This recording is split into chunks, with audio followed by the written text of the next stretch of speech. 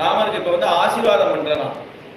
ராமர் சொல்றார், நான் வந்து என்னோட அஸ்திரத்தை எதையும் வீணா எடுக்க மாட்டேன், எடுத்துட்டு அதுக்கு பிரயோகம் கொடுக்காம இருந்தா அதை அவமானப்படுத்துற மாதிரி ஆகும், அப்ப அதுக்கு பிரயோகம் என்ன சொல்லும் அப்படின்னு சொல்லி சொல்றாரு.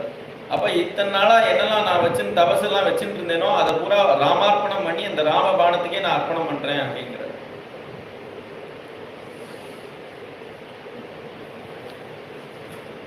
இவாள்லாம் வந்து இன்னும் மயக்கத்துல தான் இருக்கா. மேல இருந்து வருணனை அழைக்கிறார். வருணன்ட்ட அந்த தனுசை ஒப்படைக்கிறதாம், சமயம் வரும்போது நான் வாங்கிக்கிறேன் அப்படின்னு. இது அவதார காலம் தான். இங்க வந்து தன்னை பகவான்னு காட்டிக்கல, மனுஷனாவே தான் தன்னை காட்டிட்டு இருக்கார். அப்ப வருணனை எப்படி கூப்பிட முடியும் அப்படின்னா, அவர் தெய்வம்ங்கிறது எப்பவுமே இருக்கு, அதை யார்ட்டையும் காட்டிக்கிறது இல்லையே தவிர அவர் தெய்வம் தான் வாஸ்தவமாவே. அப்ப இவாளுக்கெல்லாம் தெரிஞ்சிடாது அப்படிங்கிறதுனால இப்ப தைரியமா வருணன்